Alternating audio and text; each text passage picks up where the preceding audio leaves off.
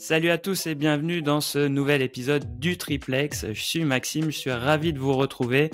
Je suis accompagné de Samy aujourd'hui Salut à tous. et on a un truc important à vous partager puisque la semaine dernière, on a eu le plaisir d'être invité par Booking.com à un événement qui s'appelle le Discover 2025.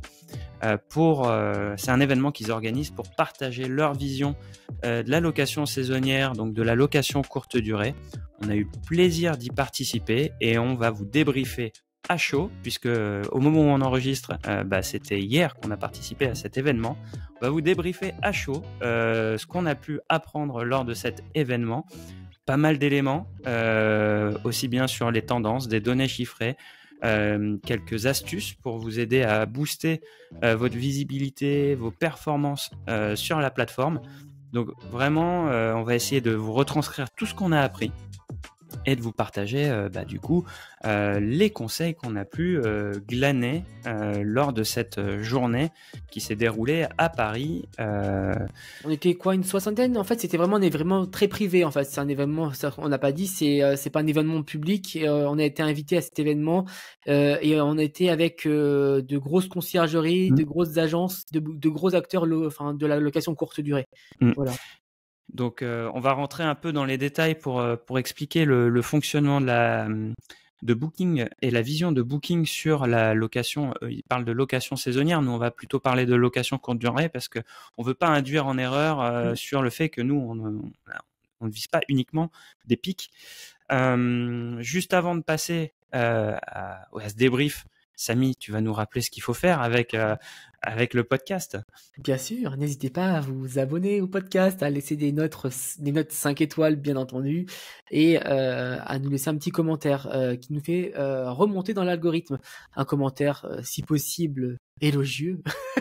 Je rigole. Vous dites ce que vous pensez du podcast, bien entendu, c'est assez libre. Et si vous souhaitez rejoindre l'espace privé sur Patreon, n'hésitez pas également. Le lien est en description. Ça vous permettra d'avoir des contenus un peu exclusifs par rapport du coup à ce qui peut se passer dans la location courte durée. Et notamment, d'ailleurs, on va organiser grâce du coup à Booking un épisode avec le SPLM, c'est ça, Maxime? C'est ça. Et donc qui est un syndicat en fait spécialisé dans la location touristique, la location meublée touristique. Et je pense qu'on va la faire venir sur l'espace public, mais également sur l'espace privé avec des choses très spécifiques sur le juridique. Voilà. Bon, merci pour ce petit teasing. Maintenant, on a la pression parce qu'on n'a pas encore calé l'épisode, mais ouais, je dois le caler aujourd'hui. Tu vois, on a pris les coordonnées hier et on doit se caler un épisode aujourd'hui. Ah bah c'est parfait. Eh ben écoute, on va passer directement au débrief de cette journée Booking.com qu'on remercie encore de nous avoir conviés, puisque comme tu le disais, à cet événement, c'était principalement des gros acteurs de la location qu'ils appellent location saisonnière, de la location courte durée, qu'ils ont convié, donc notamment des grosses conciergeries. Quand je parle de grosses conciergeries, c'est plus d'une 50aine de logements en moyenne. Facile, c'est même plus, Maxime. Voilà. En fait, si vous voulez, Booking fonctionne. C'est une plateforme qui a été créée pour mettre en relation principalement, initialement, des hôtels avec des voyageurs.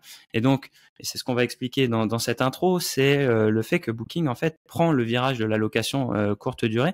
Et donc, ils avaient dans leur modèle initial ce qu'ils appellent des area managers, des gestionnaires de compte aussi. Qui géraient habituellement des hôtels.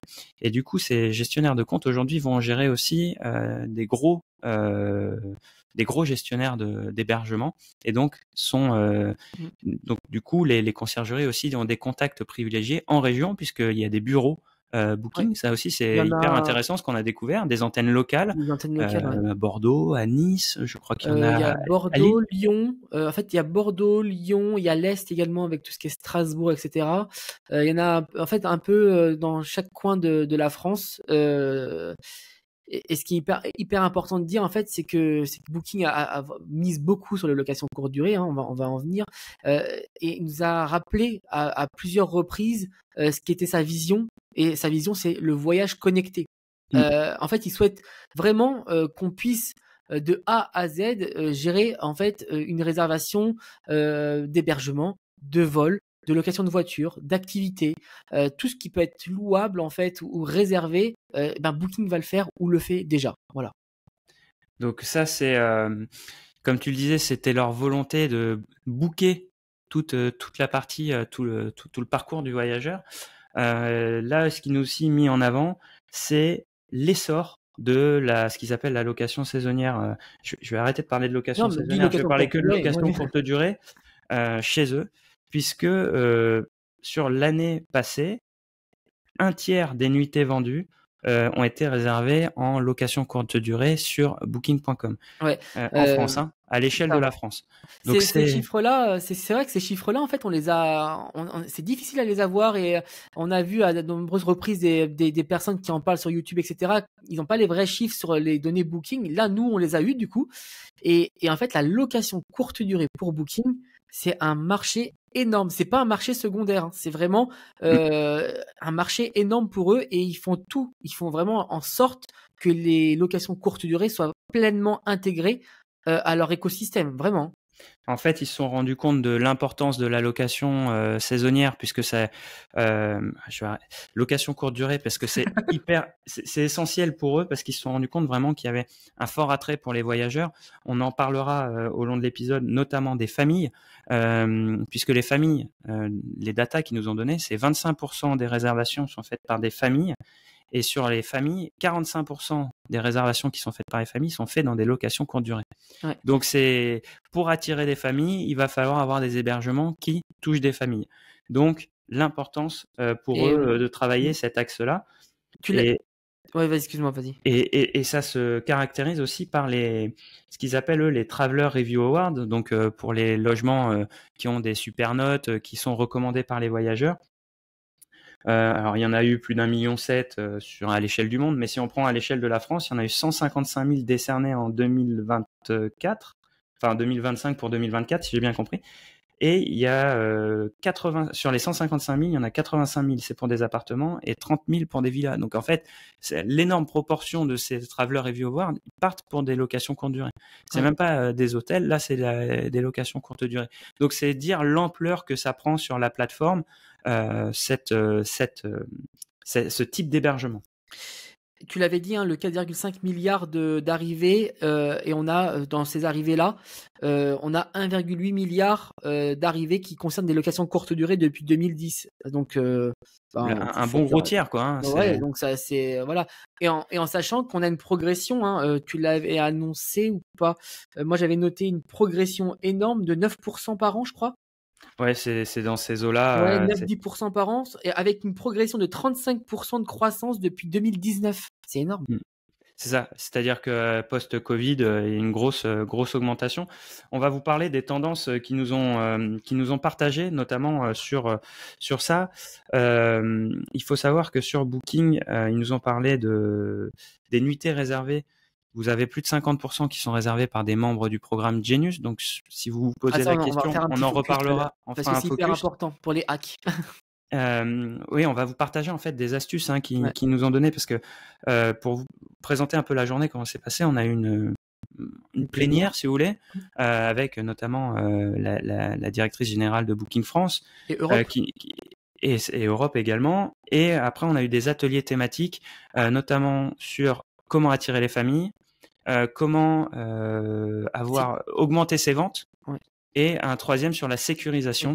Et puis après, il y avait la connexion également, mais on n'a pas pu y assister. Voilà, ça c'était beaucoup plus technique. C'était plutôt pour les éditeurs. Donc, dans les tendances 2025 qui nous ont donné aussi, c'est 50% de nuitées réservées par les membres Genius. Et un truc essentiel à savoir, c'est plus de 50% des réservations sont faites depuis mobile. Ça, c'est un petit truc pour ceux qui auraient des réservations, des sites de réservation en direct. L'importance d'avoir des sites qui soient responsive design. Quand Booking vous dit la moitié de nos réservations se font depuis un mobile, si votre site internet il n'est pas responsive, c'est compliqué. Petit aparté. On note dans les tendances qui nous ont partagées, Samy, toi tu l'avais dit, hein, c'est plus de 10% de nuitées réservées et des prix moyens en hausse de 2%, sur les 12 derniers mois.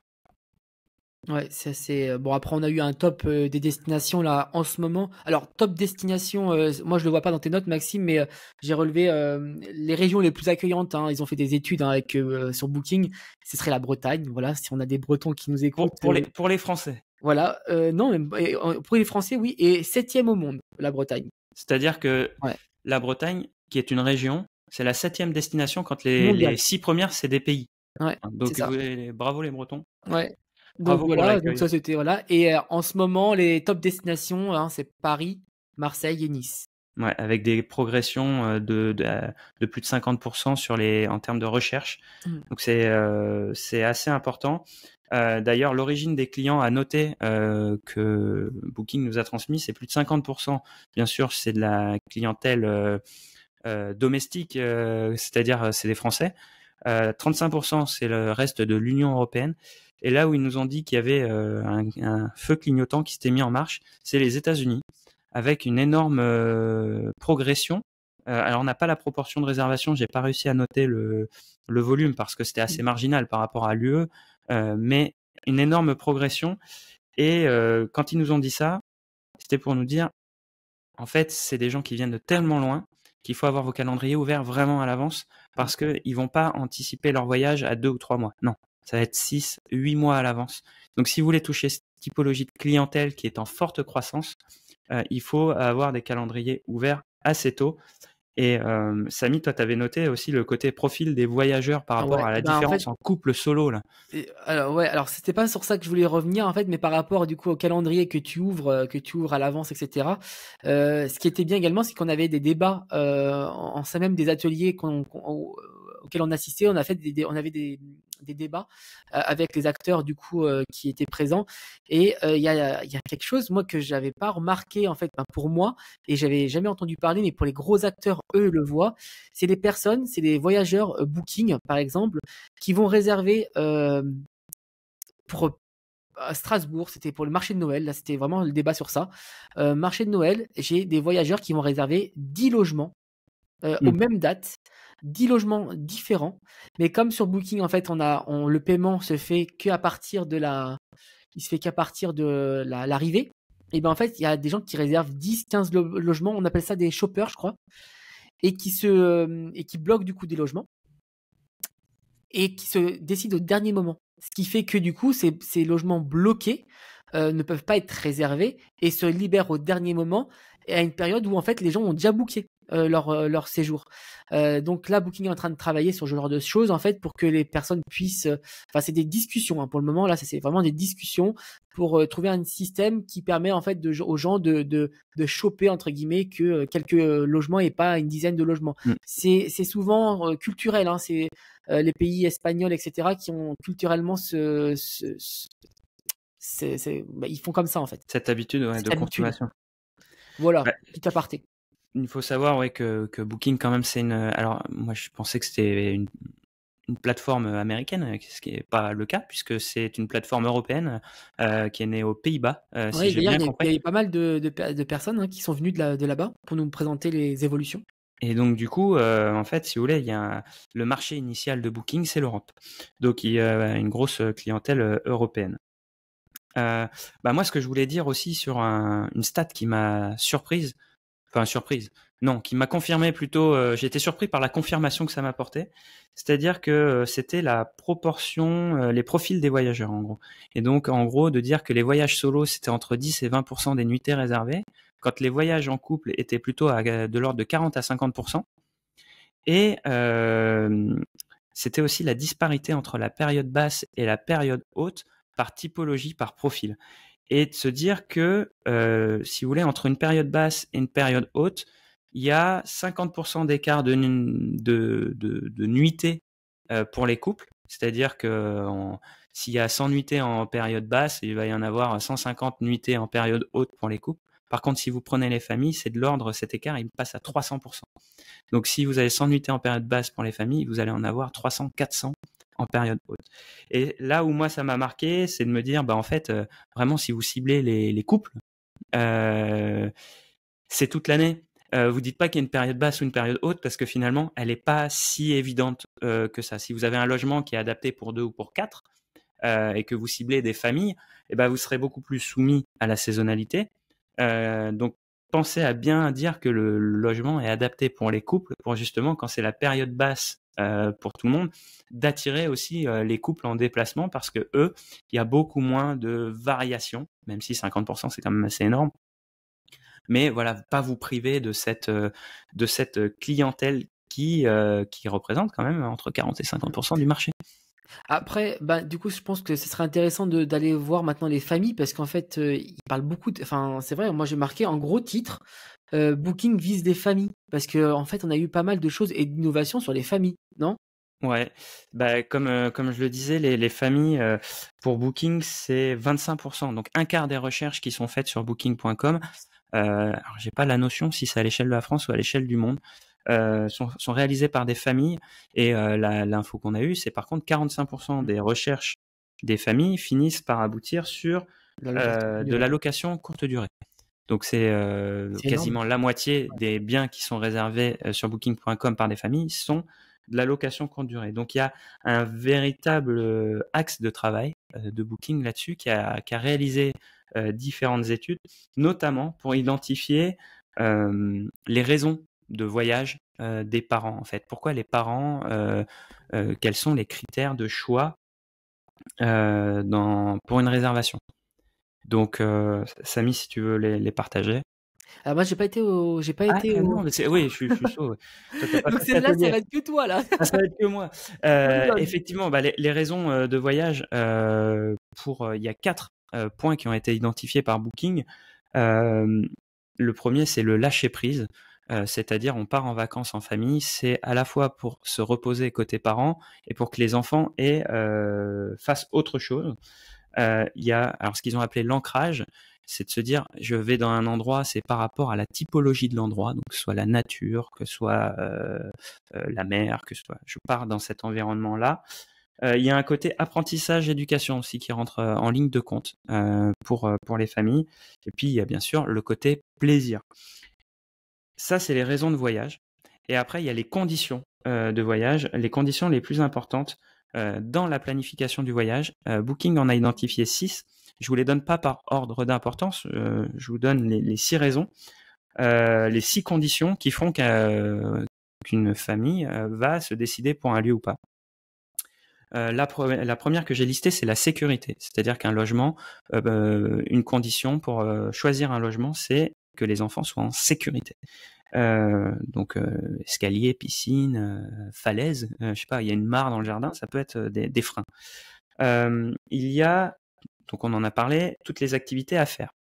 Et ça, c'est aussi bien dans le logement qu'à côté du logement. Samy, toi, t'es typiquement, c'est exactement le cas Ouais. avec le parc d'attractions que tu as à côté de tes Mmh. logements, mais aussi par le fait que tu mettes des bornes d'arcade dans un des logements pour se dire, C'est ça. ok, bah, quand ils sont plus au parc, qu'est-ce qu'ils font Mmh. quand ils sont dans le logement? Donc ça, c'est extrêmement important. Un point essentiel pour la location courte durée, c'est l'alimentation. Bah oui, ce qui fait la différence entre une LCD et un hôtel, c'est que vous allez pouvoir faire à manger sur place. Donc ça, c'est un des critères de choix quand ils se déplacent en famille, c'est de dire où est-ce qu'on mange avec les enfants. Est-ce qu'il faut aller à l'extérieur? Est-ce qu'il faut prévoir? Est-ce qu'on a possibilité de cuisiner sur place? C'est extrêmement important. Il y a la mobilité et les transports. C'est-à-dire, est-ce que je vais pouvoir louer une voiture? Est-ce que je vais pouvoir me garer? Comment une fois que je suis sur le lieu, je me déplace? Il y a une grosse différence si vous êtes en plein cœur des Pyrénées ou si vous êtes en plein cœur de Paris. En plein cœur de Paris, vous pouvez arriver en train et après vous déplacer qu'en transport en commun ou en taxi. Quand si vous allez dans les Pyrénées, si vous arrivez en train, il va falloir louer une voiture et s'il n'y a pas de loueur de voiture, en fait, il faut venir en voiture, sinon vous ne pouvez pas profiter de l'hébergement et des activités. Et puis après, il y a 2 points, 2 conditions qui pour moi sont centrales et qui sont le besoin primaire. C'est le nombre de couchages. Quand vous êtes en famille, pour héberger tout le monde. Puis après, il y a une notion qu'on n'a pas parlé, c'est l'argent, la question budgétaire. Donc, Booking a noté un truc essentiel, c'est que la nature même de ce que vous allez proposer est un facteur déclencheur du choix pour les familles. Et je finirai avec ça et après on partagera les tips en fin d'épisode sur comment attirer les familles, comment sécuriser, en fait, les tips qui nous ont été donnés sur chacun des 3 ateliers, si ça te va. Ah d'accord, donc on garde les tips. Ok, Ouais, bah comme ça, je me dis, on nous écoutera jusqu'au bout, hein. Ouais, t'as raison, t'as complètement raison. Et si vous voulez, la nature même d'une LCD, donc on fait que les gens la choisissent. Et donc moi, je me suis noté donc 3 éléments. Il faut que les espaces soient optimisés pour les couchages, en fait, c'est un lieu d'hébergement, donc il faut que les gens puissent dormir confortablement, puissent avoir des loisirs dans le logement. On va prendre le cas d'une station de ski. Si vous vous retrouvez en famille à 4 dans un studio de 30 mètres carrés, c'est pas parce qu'il y a le ski à côté que les gens vont avoir une expérience optimale. Parce qu'ils vont pas faire que dormir, les pistes ferment entre 17 et 18 heures. Qu'est-ce qu'ils font jusqu'au lendemain de 9 heures? Donc il y a vraiment tout l'environnement à prévoir. Il y a la simplicité pour vivre. Ça aussi, c'est ce qui fait la différence d'une location courte durée avec le reste des hébergements, c'est aussi pouvoir apporter un peu de chez soi quand on part en famille. C'est-à-dire comment je vais pouvoir laver les enfants, comment je vais pouvoir leur faire à manger, la gestion des biberons. Tu vois. Quand tu es à l'hôtel, se poser la question de comment je fais réchauffer mon biberon, bah ouais, il n'y a pas de micro-ondes dans la chambre. Tu vois. Donc ça, c'est des éléments qui peuvent influer. Puis bien sûr, on a parlé du critère prix. Le rapport qualité-prix, les gens sont prêts à payer à condition que la qualité soit en corrélation. Ils ne sont pas prêts à payer s'ils n'ont pas sur les 5 autres points, s'ils en ont pas pour leur argent, tu vois. Ouais, c'est clair. Donc ça, je trouvais que c'était extrêmement intéressant. On avait eu l'occasion d'en parler dans un épisode notamment sur les upsells de cet aspect famille. Booking, grâce à cet atelier, ça a permis de confirmer et de conforter en fait la vision qu'on avait de la location courte durée sur cet aspect famille, parce que eux, on s'appuie sur des données chiffrées, sur des études qu'ils ont réalisées. Quand nous, c'est plus du ressenti par rapport aux échanges qu'on a avec les différents acteurs qui passent dans le podcast, nos clients pour l'agence. Et en fait, on se rend compte que finalement, les chiffres, les datas viennent appuyer notre vision. Et donc, les familles, vraiment, si vous ciblez les familles, il faut leur offrir l'environnement. Et on parlait des upsells. Il faut que les upsells soient en cohérence. Et donc, si vous ciblez des familles et que, en fait, tout ce qui va faire attirer familles deviennent des upsells, c'est contre-productif.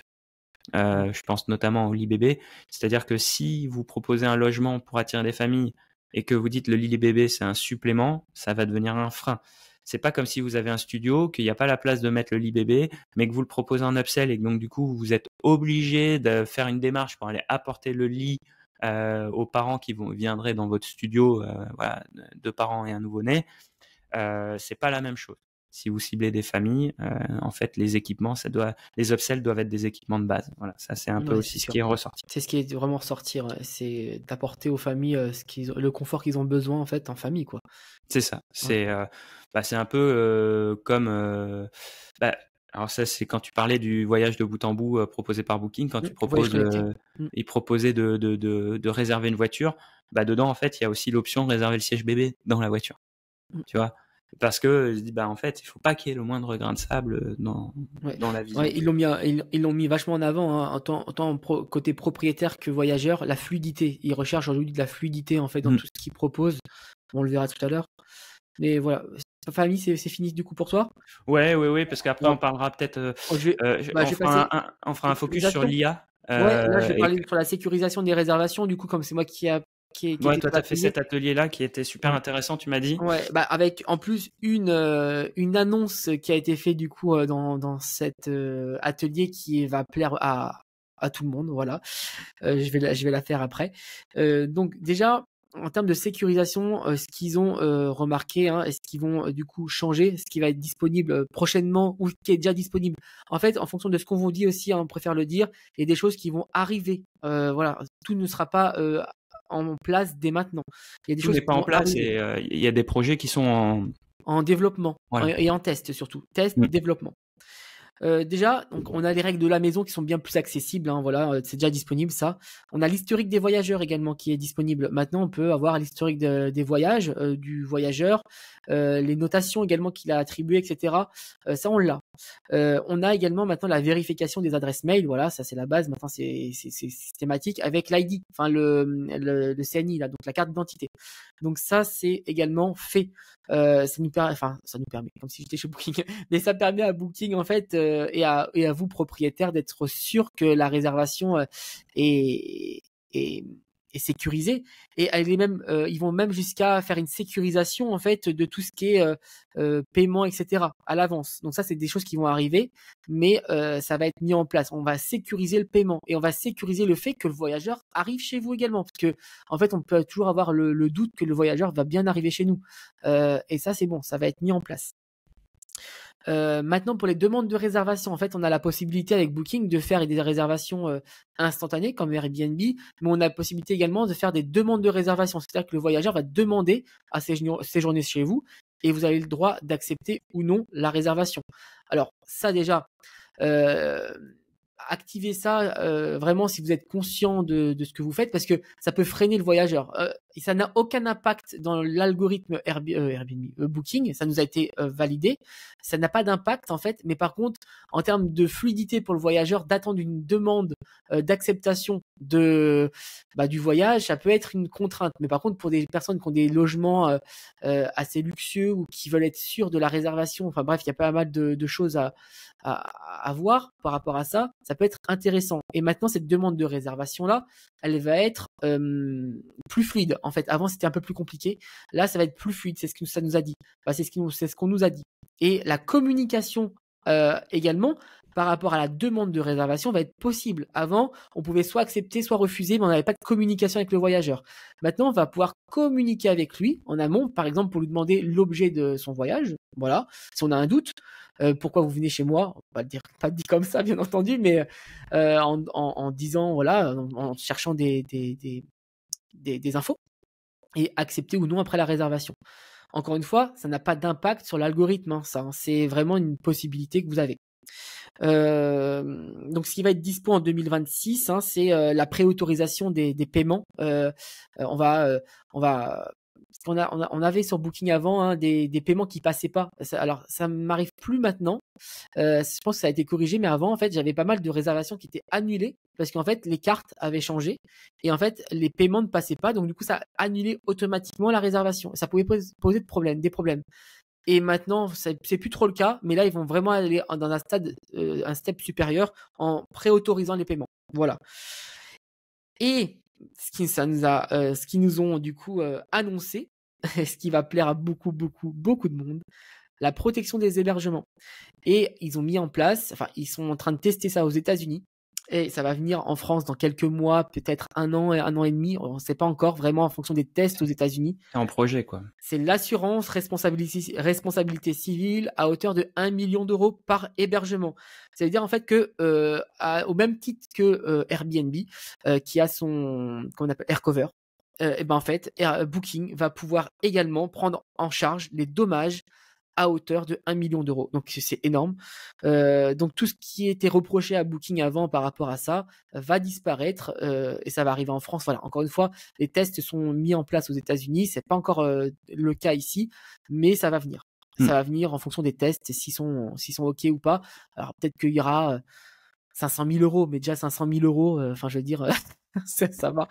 Après, c'est qu'il faut savoir que Booking a fait beaucoup de tests, en fait, si j'ai bien compris. Hein, enfin, toujours, enfin, ils testent énormément des choses. A/B testing, on en parlait tout à l'heure. Ils testent. Ils testent sur certains marchés. S'ils ont des retours concluants, ils le déploient. Si c'est pas concluant, ils le mettent pas en place. Donc il y a, voilà, on leur a demandé hein, si on pouvait partager toutes les infos qu'on avait eues hier.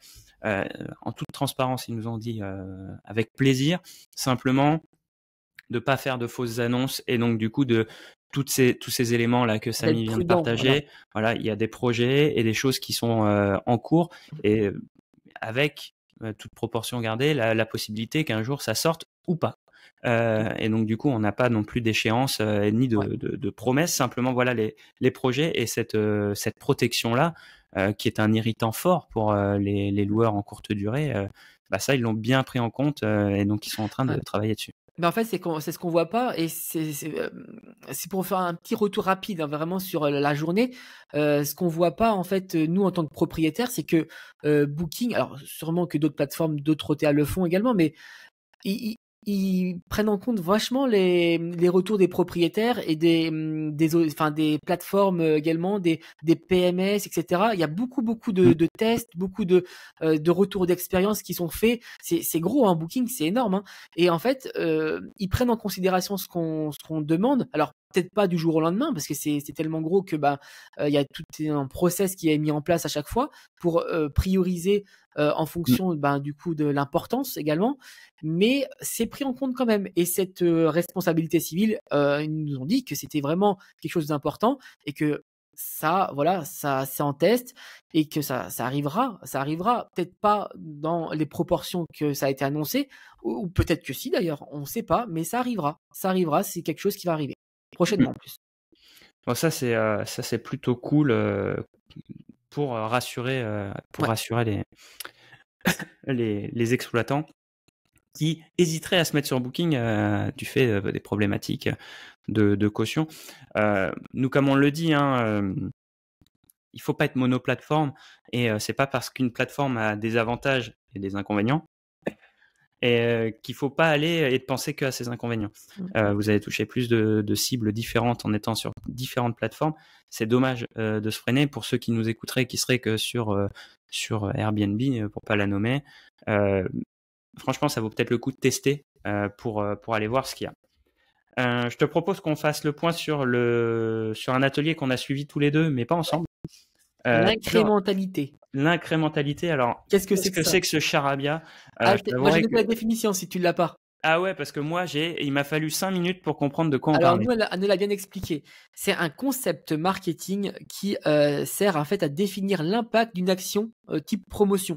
En gros, vous mettez en application, une action marketing et en fait l'incrémentalité c'est le fait en fait, c'est le concept qui va permettre de savoir les retours sur cette action. En gros, c'est ça. C'est ouais, je vais rappeler ça le revenu marginal, c'est-à-dire combien vous avez gagné en plus grâce à cette Ouais, action en ayant déduit le coût de l'action. voilà C'est et extrêmement important mmh, parce que des fois, vous allez mettre en place une action, vous allez gagner plus. C'est comme si demain, vous faites 50% de promotion sur vos logements et vous en vendez 2 fois plus. Combien vous avez gagné? Bah rien, puisque vous avez fait 50%. Donc pour gagner la même chose, faut vendre 2 fois plus. Donc eux, ce qu'ils essayent de faire, c'est vous dire bon bah voilà combien vous avez gagné à la fin. J'ai trouvé que c'était très intéressant parce qu'ils nous ont, moi qui suis pas au fait de tous les programmes qui sont disponibles sur Booking, ça m'a permis d'identifier aussi plus en détail. Et si j'ai bien compris, même les grosses conciergeries, les gros mmh, acteurs qui sont présents sur Booking ne connaissent pas tous ouais, parce que c'est assez nébuleux le fonctionnement des programmes. Moi, j'en ai retenu un qui avait l'air d'être hyper intéressant. C'était le programme Genius, ouais, c'est la base. puisque Il y a il y aujourd'hui, a bah, il y a des accès en fait. Je sais pas si tu les as notés les accès pour avoir ces programmes-là? non, ça par contre, je les ai pas. En fait, ben, je vais le dire. Alors, juste avant, je peux dire quelque chose juste avant. Vas-y, vas-y. Par rapport du coup à Booking et cette incrémentalité-là, ils l'ont rappelé et c'est complètement la vérité, c'est que c'est l'un des seuls OTA qui nous donne autant d'infos, autant de données sur nos logements et sur, les actions qu'on mène, la visibilité et cetera. C'est énorme en fait les données qu'ils font donner et c'est le cas de le dire d'ailleurs. Mais c'est hyper important de le rappeler et Mmh. grâce à ces données-là, en fait, on peut utiliser ces données-là pour en fait, tout son business de location courte durée, hein, parce que ce qui marche en Booking peut également peut-être être, utilisé pour Airbnb, hein, un peu, hein, parce que ça peut être, en termes de tarification et cetera, ça peut être à peu près la même chose, hein. Mmh. Tu des promos sur Airbnb? Et bah, pas à hauteur de ce que propose Booking. C'est moins bien fait, je trouve. Tu peux mettre en place des promotions, mais c'est pas utilisé du tout. Mmh. Parce que ce qu'il faut savoir, donc on parle, Booking propose de faire des promotions et teste. Donc ils font de l'A/B testing. L'A/B L'A/B testing, ouais. testing, pour ceux qui seraient pas, qui ne connaîtraient pas cette fonctionnalité, c'est en fait de dire, bah, comme on est sur du digital et qu'on traite de la masse, en fait, on va proposer dans 80% des cas une formule. et on va tester sur un échantillon de 20% des cas une autre formule. Concrètement, je te propose, sur un séjour à 500 €, tu proposes une remise de 100 €. Dans 80% des cas, je vais te faire 500 € prix barré 400, et je vais tester l'affichage à 400 € sans indiquer que tu as fait une promo, et je vais pouvoir analyser comme ça lequel des deux est le plus intéressant en termes de clics. Ça, c'est de l'A/B testing. Ça permet, on peut avoir de l'A/B testing en disant je vais présenter la promotion en numéraire, donc moins 100 €, et je vais proposer la promotion en pourcentage, moins 20%. Et ça va me permettre aussi de voir s'il y en a une façon de présenter est plus impactante que l'autre. Et donc Booking fait aussi pas mal de tests comme ça, ce qui permet d'avoir de la data et de la partager. Alors si j'ai bien compris, tu peux l'avoir toi en tant qu'exploitant sur l'extranet de Booking. C'est ce qui est ou qui va arriver en fait, ouais. Et pour ceux qui ont un certain volume de logement, d'hébergement, notamment les conciergeries, vous pouvez être accompagné par ce qu'on disait les property manager. C'est en fonction du chiffre d'affaires. J'ai demandé parce que du coup j'ai dit quelle est la base, quelle est comment on peut avoir un property manager. C'est-à-dire une personne référente en fait chez Booking qui vous aide à mieux gérer la plateforme et à vous aider aussi sur tout ce qui est tarification, etc. Et en fait c'est en fonction d'un chiffre d'affaires qu'ils n'ont pas pu me communiquer. Ok. Bah, c'est un peu logique. C'est comme s'ils accompagnaient les hôtels. À partir d'un certain volume, c'est un hôtel éclaté. C'est ce qu'on dit souvent. Une conciergerie, c'est un hôtel qui est éclaté géographiquement. Donc, pour revenir sur le côté des promos, voilà, c'est quelque chose qui a un impact important. Moi, j'ai noté 3 programmes. Donc, le programme Genius, le programme mobile et le programme partenaire préféré. Voilà, parce que j'allais le dire en anglais, mais j'ai un accent immonde. Sachant que j'ai parlé anglais hier et que je me suis rendu compte que les séries en anglais, ça aidait à bien comprendre, mais pas forcément à bien parler. Donc du coup, il y a ces 3 programmes-là. Est-ce que tu avais noté, Samy, toi, les données de chiffrer, ce que ça a apporté? Ouais, alors je les ai pas notés, mais j'ai dans ma tête normalement. En fait, pour être éligible au programme Genius, il faut, il me semble, 7 sur 10 de notation. 7 ou 8 C'est 7, je crois. Ah. C'est facile à avoir, 7 sur 10. Ce qu'il nous disait, c'est que pour les locations courte durée, c'est plus, les notes sont plus hautes, les moyennes des notes des locations courte durée sont plus hautes que les hôtels. Et 7 sur 10, en fait, et là, du coup, la réduction de Genius, c'est sur 3 niveaux, mais on va parler du premier niveau qui va concerner la majorité des personnes, c'est moins 10%. Voilà, c'est moins 10% pour la personne qui va réserver. Voilà le Genius. Après, il y a le programme partenaire préféré. Là, c'est 7,5, il me semble, ou peut-être un peu plus. Et là, c'est le petit pouce. Je sais pas si vous voyez sur les annonces. En fait, il y a un petit pouce comme ça, jaune, il me semble, qui montre qu'en fait, vous êtes un propriétaire préféré de Booking. Voilà. Ouais, c'est une promo qui permet d'être mis en avant aussi, parce qu'il y a une histoire de commission. Ouais, c'est une histoire de commission, là, il me semble. La commission, si j'ai bien compris, est plus forte. Ouais. Mais en fait, tu payes plus de commission pour pouvoir remonter dans le ranking Booking. Ouais. Et après, tu as le programme mobile le programme mobile, tout le monde peut l'activer. Et ça, je crois que c'est moins 10%, il me semble aussi. Alors, faire attention également parce que il y a des promotions Genius et mobile qui peuvent se cumuler. Donc, et ce qui fait des énormes promos in fine. En fonction de ce que de votre stratégie, il faudra faire attention à pas cumuler les promotions. Alors, ça se trouve, vous voulez les cumuler et puis c'est une stratégie à avoir. Ouais. Moi, ce que j'ai noté, c'est par exemple. Le Genius après les mutuelles supplémentaires. Ouais, ce que ça proposait, moi j'ai noté que ça permettait en moyenne, ça c'est les stats qui sont pour les hébergeurs qui activent le programme Genius, c'est au global 74,8% de nuits supplémentaires, soit 66,9% de revenus supplémentaires. Ouais, c'est ce que j'ai aussi. De revenus incrémental. C'est-à-dire que de revenus, Donc, on a déduit les frais de la promotion, le coût de la promotion. C'est-à-dire, vous vendez moins cher, mais vous gagnez plus. Vous faites un peu plus de volume. Et on est dans des ordres de grandeur moins importants pour mobile et préféré. Je sais pas si tu les as, Samy. T'as dit quoi? Tu les as, les ordres de grandeur pour le nombre de nuitées vendues en plus grâce aux promos mobiles? Non, j'ai pas. Ils ont pas donné. Ouais. Non, Alors ils ont nous, pas donné, je mais les avais moi dans celui que j'ai suivi. en fait, Euh, ils ont vachement accentué sur le Genius parce qu'en fait, aussi, alors on peut donner le petit hack, hein. Si vous mettez en programme, enfin c'est du business, hein, ça leur fait gagner plus d'argent et vous ça vous en fait gagner plus. Donc du coup, si vous mettez en place le programme Genius, en fait, vous êtes mieux mis en avant sur Booking. C'est 50% des réservations, programme Genius, tout niveau confondu. Ouais. Et Donc après, voilà, vous êtes mieux visible, hein, plus visible sur Booking, Genius. Voilà. Pour le programme mobile et préféré, si vous voulez, ça fait de l'ordre de 28% et 24%, plus 25% on va dire de nuitées supplémentaires et de l'ordre de 20% de revenus supplémentaires quand on active ces éléments-là. Mais ce qui est important à retenir, c'est vraiment le programme Genius, la visibilité que ça offre.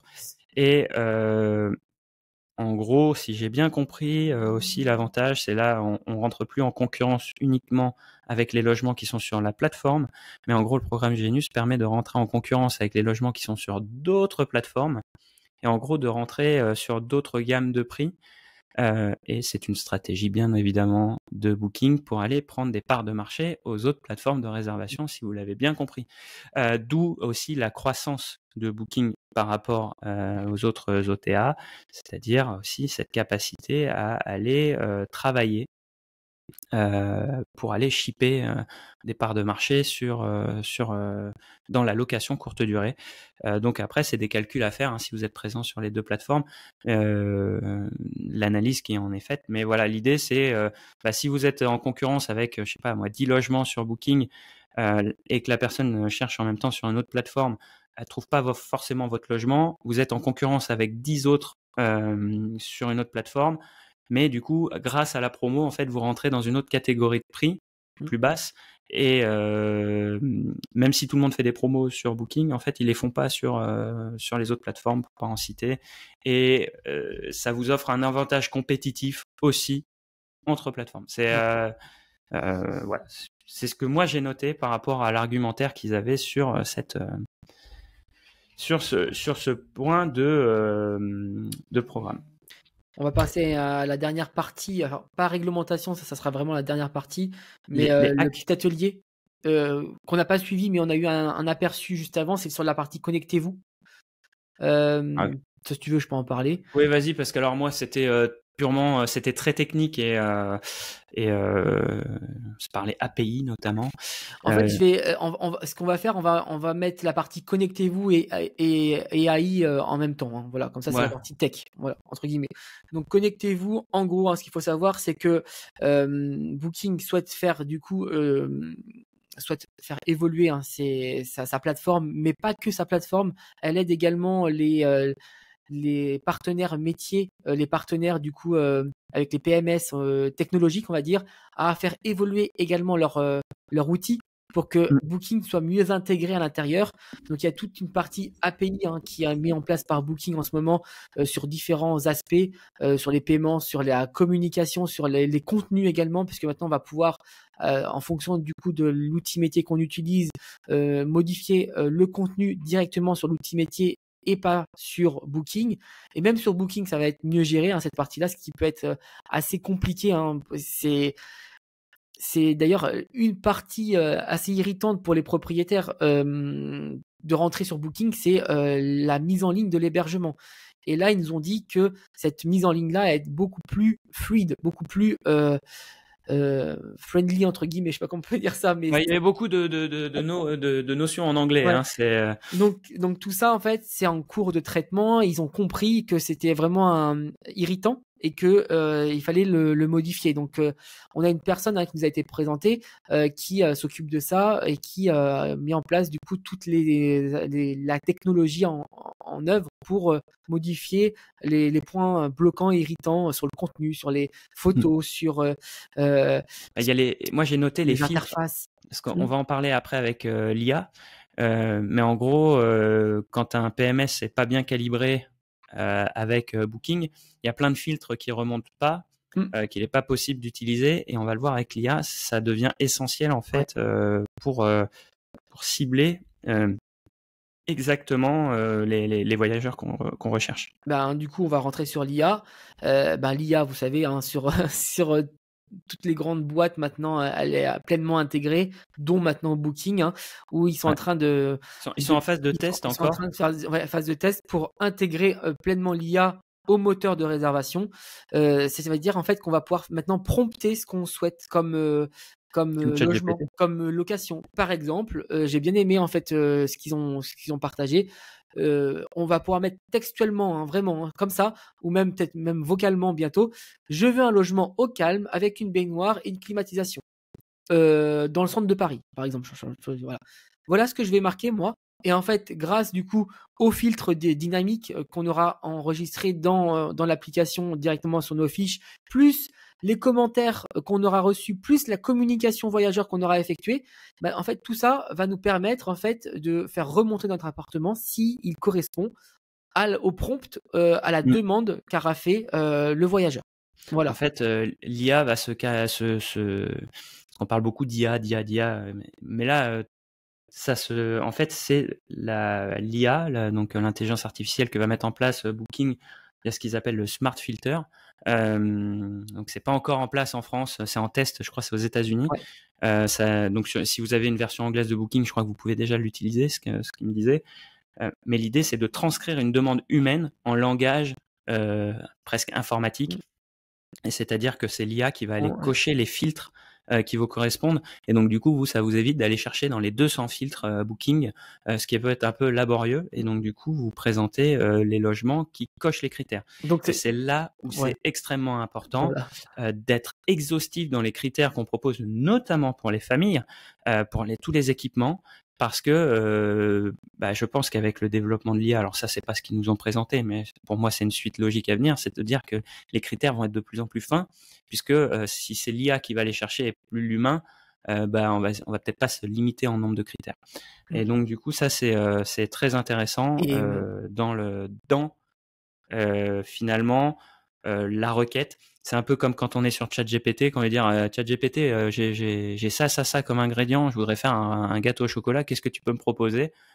Au lieu que ce soit vous qui alliez chercher sur Google recette gâteau au chocolat, vous ouvriez 25 pages différentes avec les recettes et vous dire j'ai pas cet ingrédient là, c'est pas bon machin. En fait, ChatGPT va vous proposer directement la recette qui va correspondre aux ingrédients que vous avez. Là, l'idée, si moi j'ai bien compris, c'est de vous proposer vraiment les logements qui correspondent à vos critères.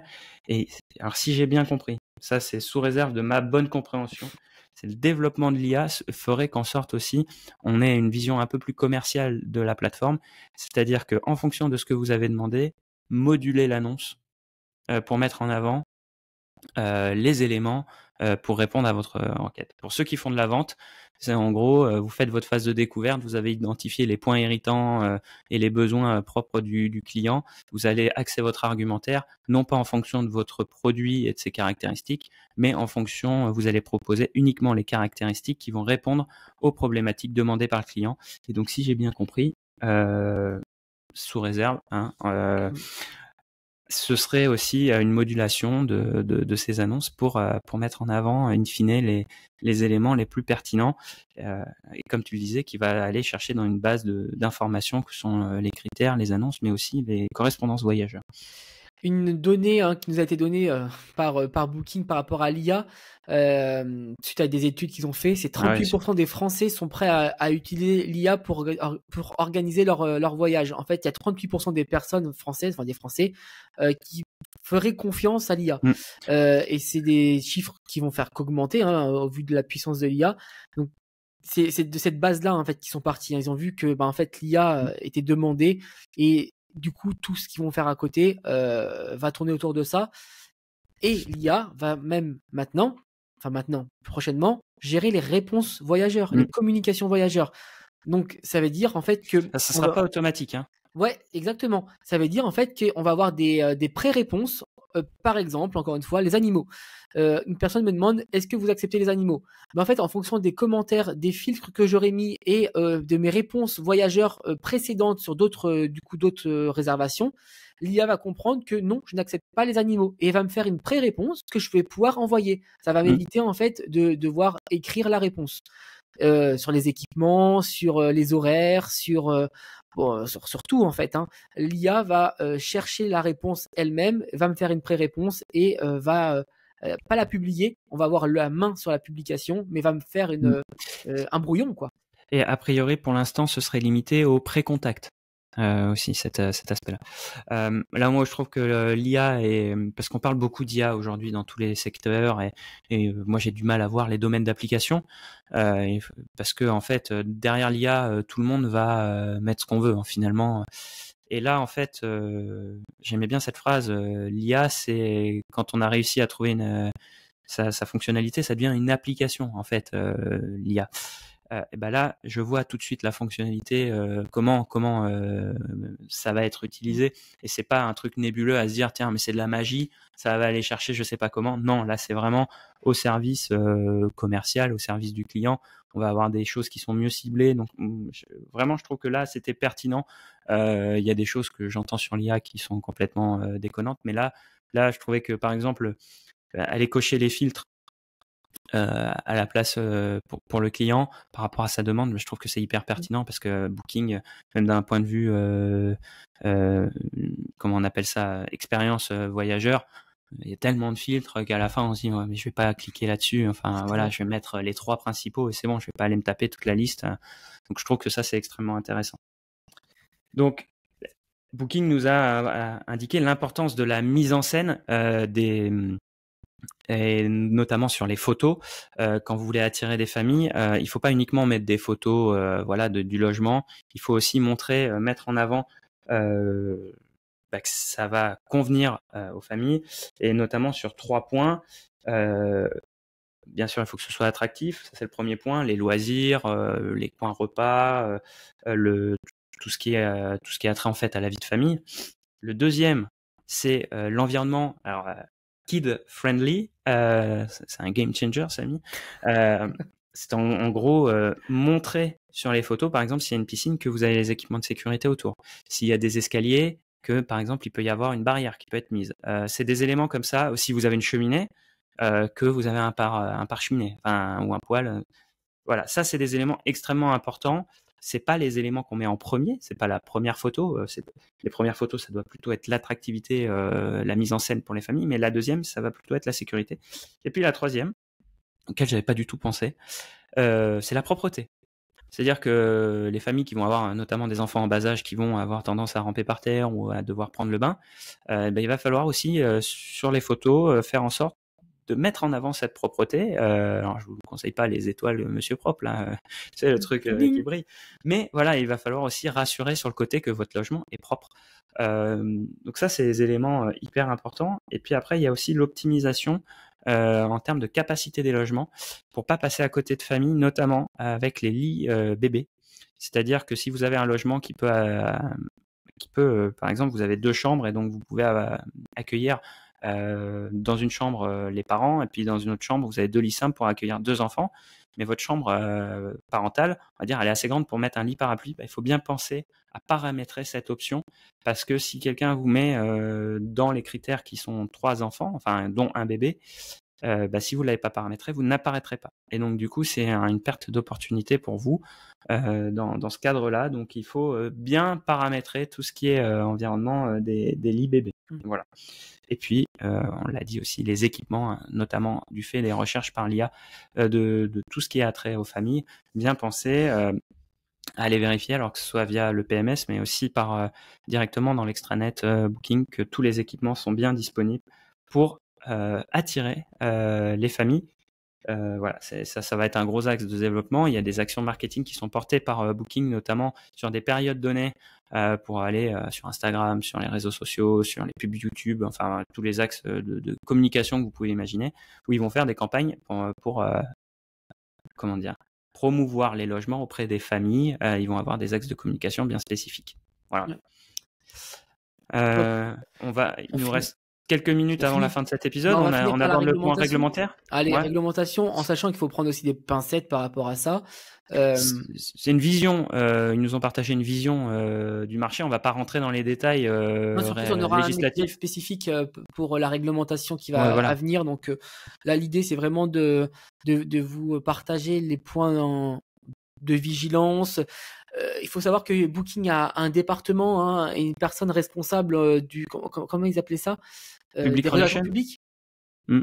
C'est un peu ça, c'est une personne qui est vraiment responsable des relations publiques et qui va du coup voir les ministres de l'économie, va voir les maires, etc. Fait vraiment des rencontres quotidiennes avec du coup les pouvoirs politiques. On a également le SPLM qui est également en charge pour la location meublée touristique de faire ces actions-là. Et ce qu'on nous a dit en fait, c'est que l'Europe était rentrée dans la danse par rapport du coup à tout ce qui était réglementaire par rapport à la location touristique, avec des Notamment applications. Ouais, notamment la TVA. la TVA, mais encore, tu vas voir que ça, c'est voilà. Il y a des applications qui vont être à partir de l'année prochaine, là, des choses qui vont arriver. Et si j'ai bien compris, ça s'appelle VIDA, c'est ça, Oui. VIDA. Donc ça, c'est à surveiller parce que c'est un alignement sur Voilà. la TVA, mais alors voilà, c'est. Il n'y a pas que c'est la encore TVA, assez, il me c'est semble. encore assez flou. C'est un alignement de l'hôtellerie. Enfin, c'est un peu flou, mais en gros, il y a des choses qui vont se passer. Nous, chez nous, on a eu la loi Le Meur qui est passée par 49.3, il me semble, et ça donne la principale point d'attention, c'est vraiment le pouvoir au maire. Et à savoir que le pouvoir au maire, on est en 2025 et en 2026, on va avoir les élections municipales. Et ça va être forcément un sujet de communication politique, etc. Tout ce qui est location courte durée dans certaines villes, et ils vont s'emparer de ça. Et comme il y a le pouvoir au maire maintenant, il peut y avoir des actions qui vont être mises. Il risque d'avoir un effet d'aubaine entre Pour eux. guillemets, entre grosses guillemets, c'est de se dire ils ont un levier de plus et on rentre dans une année électorale. Donc du coup, de se dire que ils vont pouvoir utiliser ce levier comme un levier de communication et donc faire des actions très visibles aussi auprès de leur électorat. Donc ça, c'est une problématique qui peut être remontée. Et face à ça, en fait, ce qui a été souligné, c'était d'avoir une action qui soit un peu comme celle des hôteliers. C'est-à-dire que même s'ils sont concurrents, c'est de se dire, en fait, il faut se regrouper pour communiquer, pour faire valoir aussi l'intérêt et ce que font très bien les hôteliers, c'est-à-dire l'impact économique sur une zone et de se dire, en fait, en location courte durée, le SPLM nous donnait une donnée, ce serait 43 000, c'est ça, emplois indirects. Ouais, j'ai 41 000, ou c'est entre 41 et 43. On va dire 40 000 emplois directs et indirects par rapport à la location saisonnière. Alors c'est pas évidemment le premier ça vecteur représente d'emploi l'eau en France. Le secteur de l'eau. Le secteur de l'eau en France. Et donc du coup, voilà, il faut aussi dire que c'est intéressant, c'est impactant. Nous, on a eu l'occasion de recevoir l'office de tourisme de Cauterets, qu'on espère recevoir à nouveau bientôt pour parler de ces sujets là. C'est-à-dire l'impact, et on en parle dans l'épisode qu'on a enregistré avec eux, qui a un vrai impact local. Alors, bien sûr, c'est comme tout, il faut que tout soit mesuré, mais le fait de dire que la location courte durée, c'est que du négatif, ce n'est pas vrai. Comme de dire qu'il n'y a que du positif, ce n'est pas vrai non plus. Donc il y a ce truc-là, et donc de se dire de se fédérer un peu pour pouvoir peser dans les décisions, pour surtout aussi pouvoir mettre en avant tout l'intérêt économique, tout l'intérêt, l'impact positif qu'il y a sur les territoires. Je pense notamment certains territoires où il y a pas d'hôtel par exemple, et où il y a besoin d'attirer des touristes, et en fait c'est l'initiative privée d'investisseurs qui va porter le tourisme dans ces zones-là. Ce qui nous a été également du coup révélé, c'est que les hôtels, tu l'as dit, sont extrêmement bien organisés. ça on avait des doutes, enfin pas de doute, je veux dire, on savait que le lobbying de l'hôtellerie était fort, mais là ça nous a été vraiment confirmé. Les hôtels, ils frappent tous les jours chez les maires. Tous les jours, en fait, il y a des hôtels qui vont chez les maires revendiquer leur diligence, je sais pas comment on peut dire ça. Et en fait, valoriser leur action locale aussi, tu vois. Et en fait, sur la location courte durée, et d'ailleurs, c'était vraiment un appel à ça, c'est que en location courte durée, on est tous dispersés et on n'a pas d'action commune et on n'a pas d'antenne locale en fait. Et c'est dommage parce que les hôtels les ont, donc ils peuvent faire valoir leurs droits etc. Que nous, on peut pas. En fait, on est trop dispersés. Donc ça, c'est un peu la nature même de la location courte durée, c'est que c'est porté par une multitude de personnes différentes, contrairement à l'hôtellerie où un hôtel de 200 chambres, il y a un représentant. Tu prends 200 chambres en location courte durée, tu vas avoir 70, 80, peut-être même 150 représentants différents. Et puis les hôtels, ils vont avoir des intérêts qui vont diverger, mais tu en as quand même beaucoup qui vont dans le même sens, alors qu'en location courte durée, chacun va avoir aussi ses ambitions individuelles, et donc du coup, voilà, il y a cet éclatement, mais c'est l'importance de se réunir, mais pas uniquement dans l'esprit frondeur, tu vois, de se dire ouais, pas content, tu vois. Et je vais revenir encore à cet épisode avec Cauterets, avec l'Office de tourisme de Cauterets, où ils organisent des journées, comment elle appelle ça, des journées propriétaires. Oui, c'est ça. Ce qui est extrêmement intéressant, c'est pour rencontrer aussi les acteurs locaux, les commerçants locaux, pour rencontrer et de se dire, bah voilà, comment en fait tous on grandit ensemble dans notre secteur d'activité, dans nos secteurs d'activité respectifs, mais quelles sont les synergies qu'on peut trouver aussi.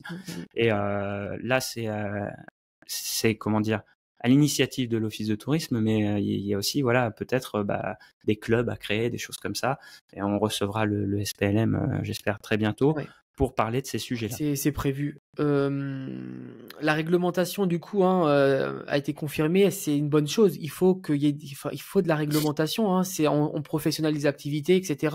Donc tout ce qui est numéro d'enregistrement qui est maintenant obligatoire est une bonne chose pour aussi montrer l'impact des locations courte durée, de les déclarer, etc. Donc ça c'est bien. Il faut pas que ce soit du coup utilisé à mauvais escient par contre par les maires en disant bah écoute, moi je mets un quota de location courte durée, etc. Donc voilà, ça c'est une petite interrogation qu'on a par rapport à ces numéros d'enregistrement où on ne sait pas comment ça va être utilisé, mais c'est obligatoire de toute façon. Et ce que j'avais noté d'autre, c'est par rapport à la TVA, voilà.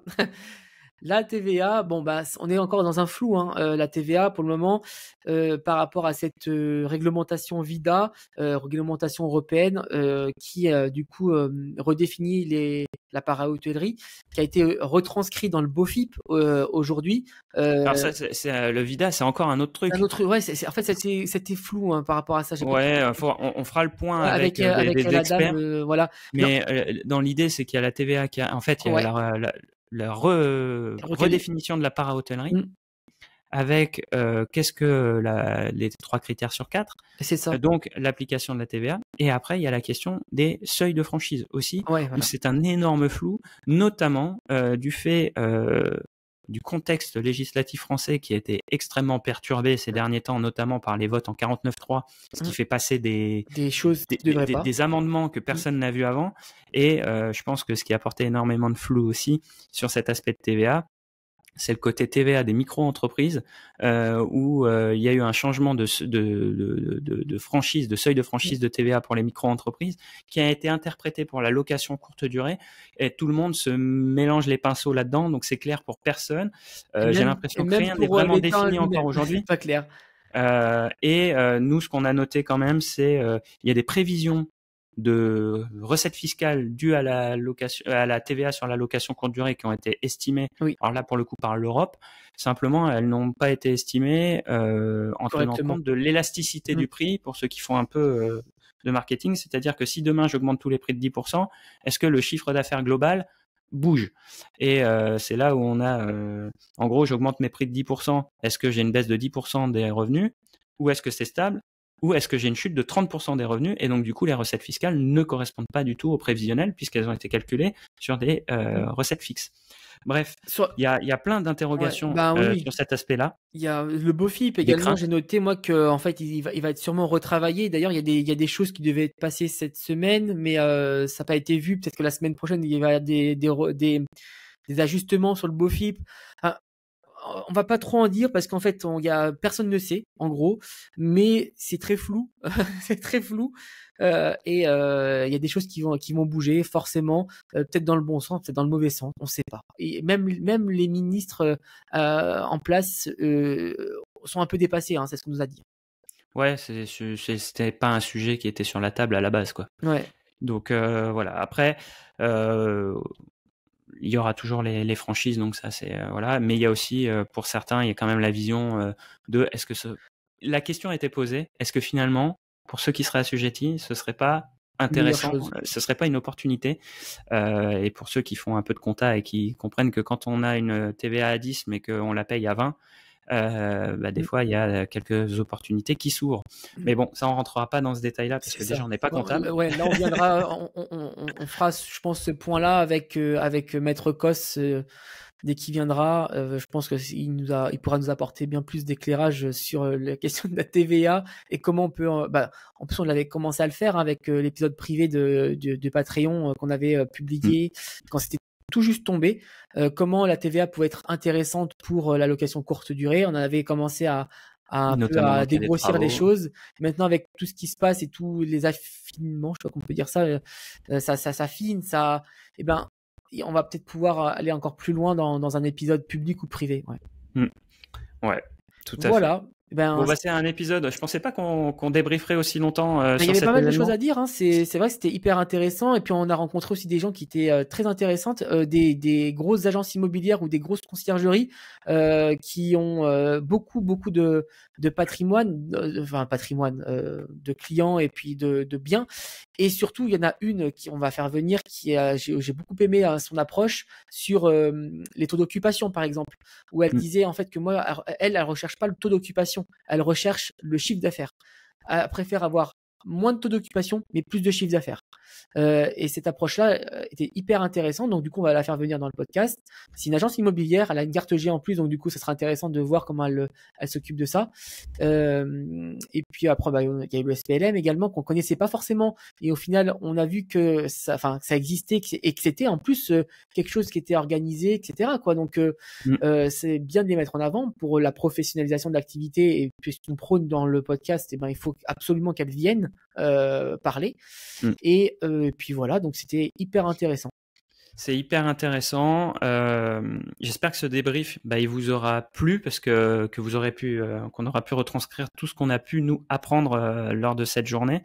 Je remercie ici encore une fois Booking de nous avoir conviés parce que c'était plutôt un événement qui était destiné aux gros, ce qu'ils appellent gros property managers, quoi. En gros, ceux qui ont un certain volume d'activité. Donc c'était intéressant pour nous en tant que podcast d'y participer.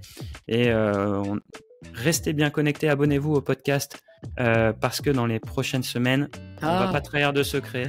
Il y a quelque chose qui peut se passer. Donc vraiment. S'il y a entre les lignes, bon, ils vont comprendre. Voilà, mais moi je suis sûr que quand c'est fait, donc voilà, abonnez-vous et puis il y aura un épisode qu'on attend depuis longtemps. Voilà. Merci à vous, merci Samy pour ce débrief. On s'est recroisé nos notes. J'espère que cet épisode, je répète, vous aura plu. Pensez à vous abonner, c'est hyper important, surtout pour être informé de ce qui va arriver. Et puis, si vous avez le temps, vraiment, ouvrez votre application, mettez-nous un petit commentaire. Ça nous fait toujours plaisir de vous lire. Et sur Spotify, vous pouvez même mettre des commentaires sous les épisodes, un peu comme sur YouTube. Voilà. Écoutez, bonne journée, bonne matinée et bonne soirée. ça va être en fait le message de la fin à chaque fois, ça. Et puis à la semaine prochaine. Bye bye. Ciao.